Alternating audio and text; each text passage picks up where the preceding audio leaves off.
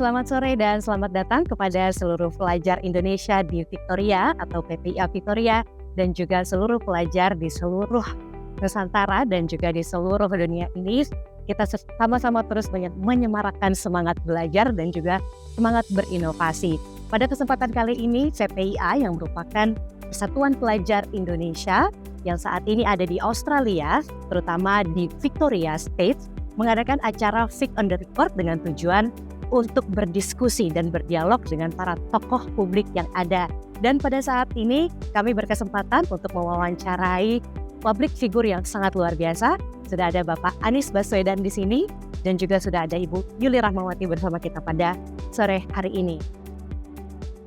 Bagaimana Ibu Yuli dan juga Pak Anies melihat pendidikan? Karena pendidikan ini kan sering disebut sebagai salah satu cara untuk memberantas atau keluar dari kemiskinan. Apakah pernyataan tersebut di masa ini masih relevan dan apakah kita sebagai bangsa dan negara Indonesia saat ini masih perlu memprioritaskan pendidikan daripada sektor lainnya? Pendidikan adalah kunci utama untuk mengubah tingkat kesejahteraan warganya, tingkat kesejahteraan rakyat. Secara konseptual, kita tahu bahwa seseorang yang mendapatkan kesempatan untuk terdidik, dia memiliki kompetensi yang lebih baik, dia memiliki perilaku yang lebih maju, dan dia bisa berkarya yang lebih banyak. Jadi pendidikan itu mengembangkan seluruh potensinya, sehingga lebih bermanfaat bagi dirinya, keluarganya, dan masyarakatnya. Itu secara konsep kira-kira begitu. Secara praktek, kita sudah saksikan bangsa-bangsa yang berhasil mendapatkan tingkat kesejahteraan yang tinggi itu dimulai dengan investasi pada kualitas manusia. Kita lihat di Asia saja, bangsa Asia yang pertama kali serius investasi di bidang pendidikan kualitas manusia itu Jepang. Di pertengahan abad 19, sekitar 1850-an, dalam waktu 5 dekade, Jepang sudah menjadi salah satu negara yang setara dengan Eropa. Lalu kita saksikan Korea Selatan, kita saksikan Tiongkok, kemudian masyarakat Taiwan. Itu adalah contoh Singapura, contoh negara bangsa-bangsa yang investasi pada kualitas manusia. Dan apa yang terjadi? Mereka menjadi bangsa yang sangat maju, bangsa yang sejahtera. Nah, sumber daya alam ada di berbagai negara, berbagai bangsa, dan bangsa-bangsa itu menjadi kaya karena sumber daya alam. Kita saksikan banyak negara yang menjadi kaya raya karena minyak, karena gas, karena tambang. Tetapi harus diingat bahwa untuk mempertahankan kemakmuran, dia perlu pendidikan.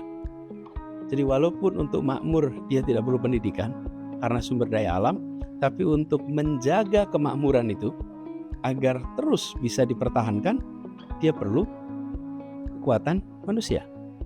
Jadi kunci untuk bisa meraih kemajuan, kesejahteraan. Jadi kalau tadi pertanyaannya tentang kemiskinan, ya pendidikan itu akan menjadi eskalator sosial ekonomi yang menaikkan derajat kesejahteraan. Dan kalau mau membebaskan dari kemiskinan yang sesungguhnya, maka bekali dengan peningkatan kualitas manusia. Saya akan beralih ke Bu Yuli, Bu.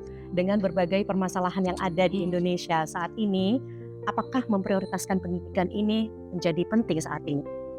Oke, jadi sebenarnya dari semua kebijakan pendidikan begitu ya, termasuk mungkin dalam sudut pandang penganggaran ataupun kebijakan-kebijakan yang ada, pendidikan tetap menjadi ujung tombak.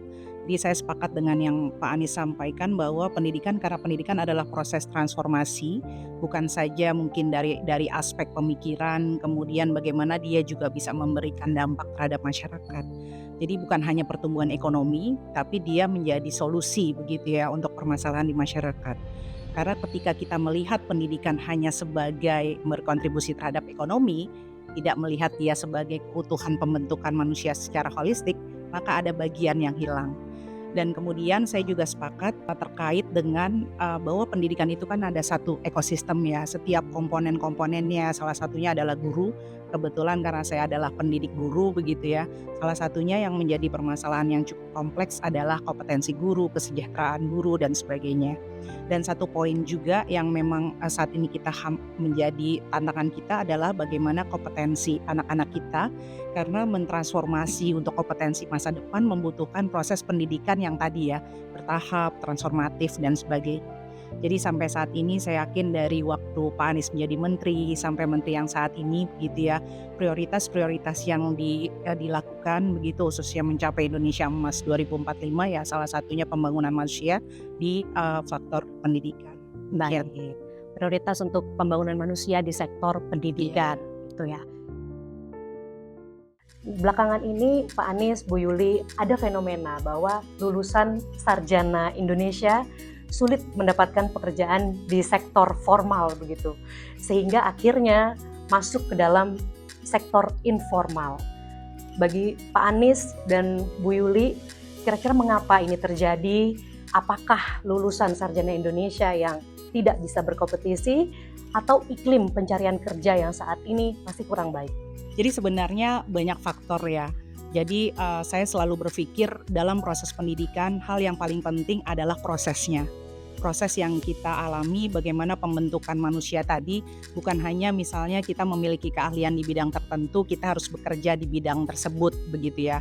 Tapi proses itulah membentuk kompetensi dari kemampuan berpikirnya, terus bagaimana dia bertahan dan sebagainya itu adalah bagian pembentukan kompetensi. Nah, kita juga berhadapan dengan kondisi yang kesempatannya, lingkungan kerjanya juga saat ini luar biasa sangat terbatas begitu. Kita lihat bahkan pengangguran begitu ya yang ada di Indonesia itu sebagian besar salah satunya dari lulusan SMK dan satunya lagi dari lulusan perguruan tinggi. Jadi pada saat ini kita menghadapi antara peluang, kebutuhan dan existing pekerjaan yang ada itu juga sangat terbatas. Dan saya yakin sebenarnya kita juga harus merefleksikan bagaimana khususnya kurikulum pendidikan tinggi begitu ya yang saat ini memang mereka sedang berfokus kepada bagaimana pengembangan kompetensi yang bisa bukan hanya untuk berkompetisi tapi juga berkolaborasi dengan orang lain. Ya, meneruskan saja bahwa pendidikan lebih dari sekedar persiapan kerja. Karena itulah kita harus pandang pendidikan ini sebagai pengembangan potensi. Dan pengembangan potensi itu harapannya menjadi berperilaku baik. Kita biasa menyebutnya karakter. Karakter kinerjanya baik, karakter moralnya baik. Kemudian mereka bisa berkarya. Dan karya itu membuat nilai tambah. Seorang yang sudah terdidik, dia akan bisa menghasilkan karya dengan nilai tambah yang lebih tinggi dibanding yang tidak terdidik. Nah, terdidik itu apa? Terdidik itu bukan sekedar jenjang pendidikan, karena banyak sekali aspeknya. Nah, itu satu soal pendidikan. Kemudian yang kedua mengenai lapangan pekerjaan. Ini supply demand. Supply X, demand X. Kalau supply demand kira-kira setara, ya semuanya terserap sebagai tenaga kerja. Tapi kalau supply X tapi demandnya X minus, jadi lebih sedikit, ya otomatis akan ada yang tidak terserap. Karena itulah penting untuk meningkatkan peluang pekerjaan. Caranya mendorong pertumbuhan ekonomi di sektor-sektor yang menyerap tenaga kerja banyak. Nah, kita sering menyaksikan investasi meningkat, tetapi penyerapan tenaga kerja tidak meningkat. Kenapa? Karena sektor yang didorong investasi, sektor yang tidak menyerap lapangan pekerjaan. Jadi bisa jadi kita menyaksikan peningkatan jumlah investasi, peningkatan pertumbuhan ekonomi, tapi tenaga kerjanya tidak meningkat. Nah, inilah pentingnya strategi negara untuk mendorong investasi artinya kegiatan ekonomi baru yang berorientasi pada lapangan pekerjaan lebih banyak. Jadi misalnya saya beri contoh, kalau investasi di bidang pertambangan dengan investasi di bidang pertanian, itu rasionya bisa 1:40. Jadi kalau kerjain investasinya di pertanian dengan nilai yang sama, itu bisa 40 tenaga kerja dibandingkan satu tenaga kerja di pertambangan. Jadi terlihat ya, atau bukan pertambangan, energi, bidang energi. Jadi dari situ terlihat kalau kita dorong, nah itu yang akan bisa menambah demand. Jadi soal pendidikan itu satu hal, soal lapangan pekerjaan itu hal lain. Yang lain, baik. Nah, tapi kalau kita menganggap pendidikan sebagai persiapan semata-mata sebagai persiapan kerja, kita mengecilkan pendidikan. Jangan. Baik. Saya beri ilustrasi. Ada satu negara yang pernah mengalami mereka mendidik sampai tingkat perguruan tinggi hampir semua anak-anak bangsanya. SD, SMP, SMA, perguruan tinggi. Apa yang terjadi? Mereka mendapatkan sarjana begitu banyak, lapangan pekerjaannya belum siap. Sehingga terjadi yang disebut sebagai pengangguran terdidik. Oke? Dan itu banyak kemudian dikritik. Tapi apa yang terjadi? Ketika masuk investasi, yang semula sarjana jadi driver taksi, sarjana jadi office boy, sarjana jadi pedagang informal, begitu investasi masuk, mereka pindah jadi manajer, mereka bisa cepat sekali. Tapi coba bayangkan kalau kita, karena belum ada kemajuan ekonomi, nggak usah dididik dulu dah, daripada menciptakan pengangguran terdidik. Akhirnya belum siap pada Nanti saat ketika datang. investasi masuk, belum ada orangnya. Baik. Negara mana ini? Namanya Korea Selatan. Korea Selatan mengalami itu tahun 70-an, awal 80-an. Tapi begitu Korea Selatan pertumbuhan ekonominya tumbuh, udah siap orangnya. Baik. Berarti semangat bagi teman-teman yang saat ini sedang menempuh studi sarjana, kita melihat pendidikan sebagai upaya meningkatkan kualitas diri kita sendiri. Pertanyaan terakhir, kalau kita melihat berbagai tantangan di dunia pendidikan, jika hanya bisa memilih satu kata kunci untuk menyelesaikan permasalahan pendidikan di Indonesia, apa kata kunci itu bagi Pak Anies dan juga Bu Yuli? Kalau untuk pribadi, jadilah pembelajar. Oke, kalau untuk policy, perluas akses supaya setiap anak masuk SD bisa lulus SMA.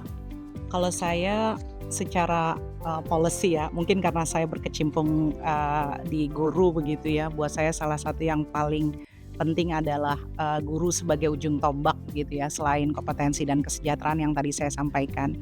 Kalau saya secara pribadi kebetulan karena waktu kuliah di Australia, tesis saya mengenai pendidikan transformatif.